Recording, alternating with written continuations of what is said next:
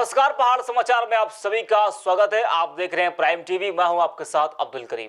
खबरों को शुरुआत करते हैं। पहली बार उत्तराखंड दौरे पर पहुंचे कांग्रेस के प्रदेश प्रभारी देवेंद्र यादव ने कार्यकर्ताओं के साथ बैठक की। देहरादून में प्रदेश प्रभारी देवेंद्र यादव ने कार्यकर्ताओं से साफ साफ कहा कि अनुशासनहीनता और गैर जिम्मेदारी को बिल्कुल भी बर्दाश्त नहीं किया जाएगा। प्रभारी ने कहा कि कांग्रेस सिर्फ प्रदेश के मुद्दों तक ही सीमित न रहे, इसलिए हम सभी को एकजुट होकर काम करना होगा। देहरादून से शुभम गहरोला की रिपोर्ट। का बड़ा धन्यवाद, बड़ी बारीकी से आपने अध्ययन किया और चूंकि ये विषय हाई कोर्ट ने इस पे निर्देश दिया है, अपना निर्णय दिया है, ये हमारी पार्टी लाइन पे कोई निर्णय नहीं है, हाई कोर्ट का निर्णय है। हाई कोर्ट का निर्णय, उन्होंने भ्रष्टाचार के मामले में एफआईआर दर्ज करने की सीमा तक चली गई है। तो प्रतिपक्ष में होने के नाते और उनके जीरो टॉलरेंस का खुलासा करने के नाते हमारी ये जिम्मेदारी बन गई है कि जनता इसे बारीकी से जाने। कोर्ट तो अपना काम करेगा ही और सीबीआई पर जब जांच जाएगी, अगर किसी भी मुख्यमंत्री के खिलाफ सीबीआई पे जांच जाए तो ये बहुत गंभीर मामला वैसे ही बनता है। दीपावली के पर्व के मद्देनजर रखते हुए और लोगों को रोजगार दिलाने के लिए देहरादून में सामाजिक कार्यकर्ता ने पहल की। रोजगार मुहैया कराने को लेकर सैकड़ों महिलाओं को दिए और रंग वितरित किए गए। रोजगार दिलाने के साथ साथ महिलाओं को आर्थिक रूप से मदद की बात भी कही गई। सामाजिक कार्यकर्ता मनीष गोनियाल ने कहा कि उनका मकसद लोगों को स्वदेशी अपनाने के लिए प्रोत्साहित करना है। देहरादून से शुभम गहरोला की रिपोर्ट।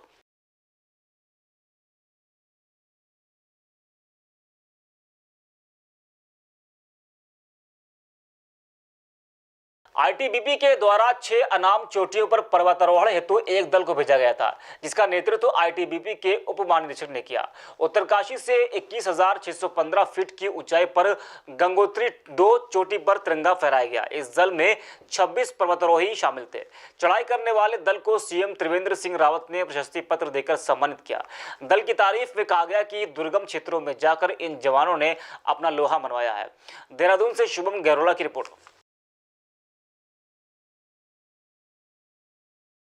समाजवादी पार्टी के प्रदेश अध्यक्ष सत्यनारायण सचान ने हल्द्वानी में प्रेस वार्ता की।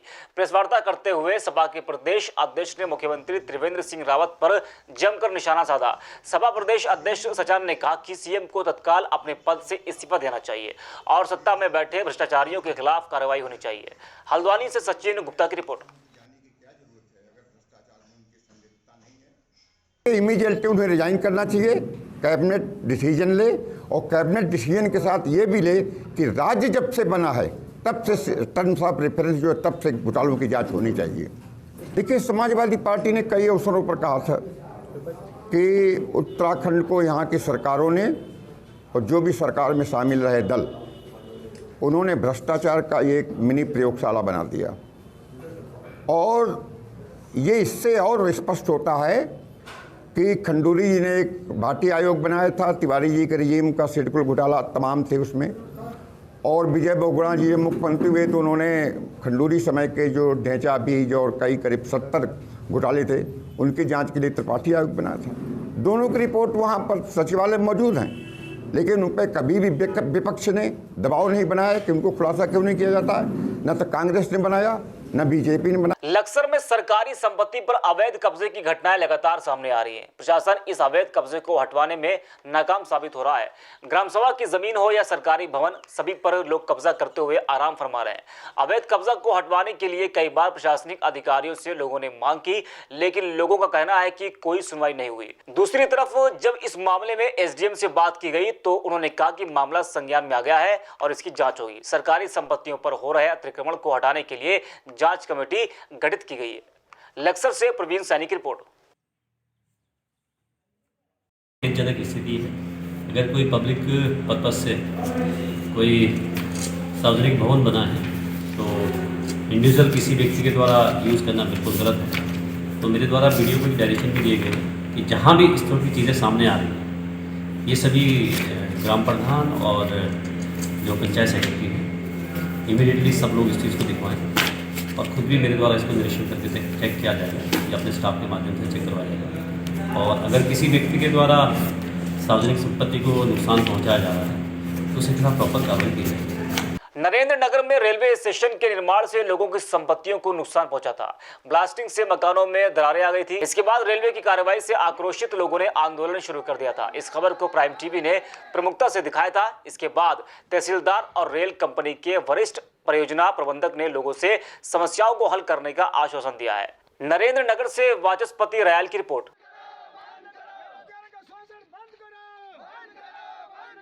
तो उन्होंने जो है 10 तारीख को जो हमने दिया, हमने 1 तारीख को जो अल्टीमेट में लिखा था कि हमने यहाँ पे आंदोलन करना है। इससे पहले कि हमारी त्रिस्तरीय वार्ता हुई है, एक प्रशासन की ओर से और रेलवे विकास निगम के परियोजना अधिकारी और कंपनी के, तो उन्होंने ये बात रखी कि जो हमारी शर्तें थी वो मानने को तैयार हो गए। यदि वो फिर भी शर्त नहीं मानते तो हमें आगे भी आंदोलन के लिए बाध्य होना पड़ेगा। आज हमारे मध्य जो सकारात्मक वार्ता की गई है, उसमें जो वार्ता हुई है उस पर एल&टी के द्वारा अक्षर से उसका पूरा पालन किया जाएगा। उत्तराखंड में 2 नवंबर से 10वीं और 12वीं तक के स्कूल खुलने वाले हैं। इसी को देखते हुए लोगों ने समझदारी के साथ अपना कोरोना टेस्ट करवाना शुरू कर दिया है। इस लिस्ट में सरकारी और गैर सरकारी स्कूलों के टीचर भी शामिल हैं।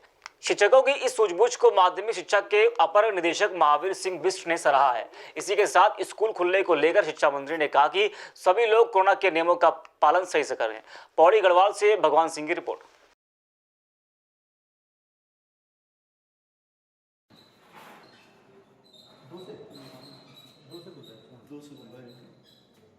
देखिए, कोरोना को देखते हुए अब विद्यालय हमारे 2 नवंबर से खुल रहे हैं। तो माननीय मंत्री जी की एक वर्चुअल मीटिंग थी जिसमें अभिभावकों की क्या राय है, शिक्षकों की क्या राय है, इस संबंध में एक बैठक थी। कैबिनेट के बैठक से पहले माननीय मंत्री जी ने लिया था। तो उसमें मैंने एक सुझाव दिया था कि विद्यालय खुलने से पहले शिक्षकों का कोरोना टेस्ट भी होना चाहिए, क्योंकि कई शिक्षक वो अपने विद्यालय में नहीं हैं, बल्कि वो देहरादून में हैं या कहीं शहरी क्षेत्रों में और ऐसे क्षेत्रों में हैं जहाँ पर कोरोना भी पाया गया है। लेकिन जो विभाग की तरफ से SOP जारी की गई है उसमें ऐसा कोई मैंडेटरी नहीं है कि शिक्षकों को कोरोना टेस्ट करवाना ही है। कुछ जगहों पर शिक्षक स्वयं अपना कोरोना टेस्ट कर रहे हैं और कई जगह पे खंड शिक्षा अधिकारी और मुख्य शिक्षा अधिकारियों ने भी स्वयं से एक टेस्ट लिया है और स्वास्थ्य विभाग से इन्होंने कोऑर्डिनेट करके और उनकी जांच करवा रहे हैं। तो अच्छी बात है कि जहां पर जांच करवा रहे हैं जो शिक्षक खुद से वॉलंटरी जांच कर रहे हैं। रुद्रप्रयाग में केंद्रीय कार्यकारिणी की 2 दिवसीय बैठक में कार्यकर्ताओं ने कई चीजों के बारे में बताया। केंद्रीय अध्यक्ष ने कहा बिना सदस्यों के दल नहीं चल सकता है, इसलिए हर सदस्य का दल में बहुत बड़ा योगदान है। 29 अक्टूबर यानी कि आज कार्यकारिणी की मंथन बैठक का आखिरी दिन है। जिलाध्यक्ष रुद्रप्रयाग राजेंद्र प्रसाद नौटियाल ने सभी जिलों से आए सदस्यों का स्वागत व आभार व्यक्त किया। रुद्रप्रयाग से सत्यपाल नेगी की रिपोर्ट। बहुत सारों को बहुत सारी शिकायतें भी हैं। पहले तो मैं ये शिकायत को दूर कर दूं कि आपकी साल भर में क्यों बैठक नहीं। मैं आपको बताना चाह रहा हूं कि मैं जब अध्यक्ष चुना गया तो वो महीना था अगस्त का। कभी गैरसैंण, कभी मुजफ्फरनगर यहाँ जाते, इसलिए उस समय तो बैठक होने का कोई सवाल नहीं होता। विपिन दा की मृत्यु पर मैं गैरसैंण हुआ था, 2008 में था और 31 अगस्त को 30 अगस्त है उनका कि हम यहाँ पर जो है अस्थायी रूप से शहीदी स्मारक बनाएंगे। दुर्भाग्य ये है कि अभी तक हमको जमीन उपलब्ध नहीं हुई। मैंने कई साथियों से कहा वहाँ जमीन अगर मिल जाती है तो हम वहाँ पर शहीदी स्मारक बनाएंगे।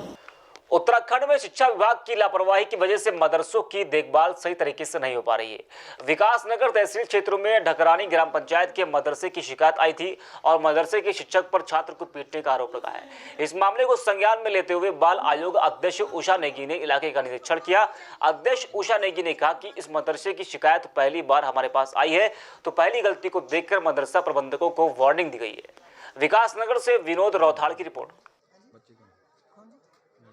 आज आप लोगों को ज्यादा वो करता है, तवज्जो देता है, तो आप समाज को समझो, बांटो मत समाज को।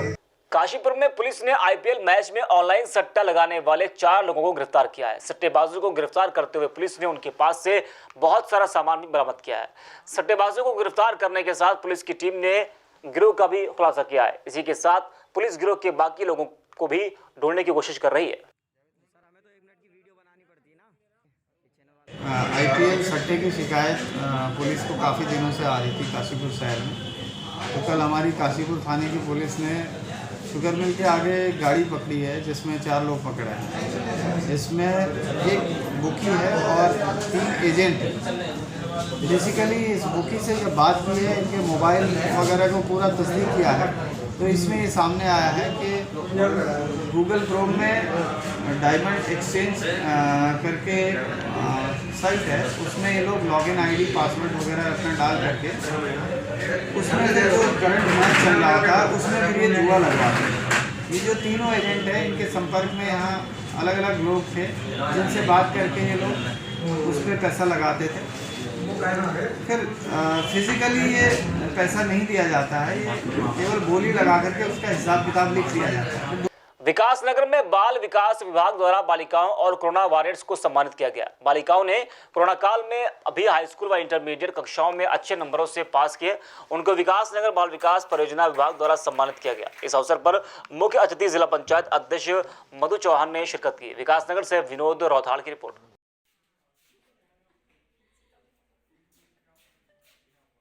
ये बाल विकास परियोजना विकास नगर द्वारा आयोजित था, जिसमें कि हम लोगों ने जो 10वीं और 12वीं में बच्चों ने छात्र छात्राओं ने जिन्होंने बहुत अच्छा परसेंट लाया है उनको सम्मानित करा है। और इसके अलावा जो हमारे आंगनवाड़ी की बहनें हैं जिन्होंने कोरोना वॉरियर्स के रूप में हमेशा काम करा है, और 47 जो लड़कियां थी जो स्कूल छोड़ चुकी थी, ड्रॉप आउट गर्ल्स थी, उन लोगों को इन्होंने वापस विद्यालय भेजा, उनका एडमिशन कराया। उन सभी बहनों को हम लोगों ने सम्मानित करा है, क्योंकि मैं ये समझती हूँ कि इन्होंने 47 लड़कियों को नहीं बल्कि 47 परिवारों को शिक्षित किया है। मुझे भी उस प्रोग्राम में आने का मौका मिला था। तो ऐसी सभी जो हमारी बहनें उन लोगों ने हमें सम्मानित करा है और निश्चित रूप से वो सम्मानित होने की हकदार है।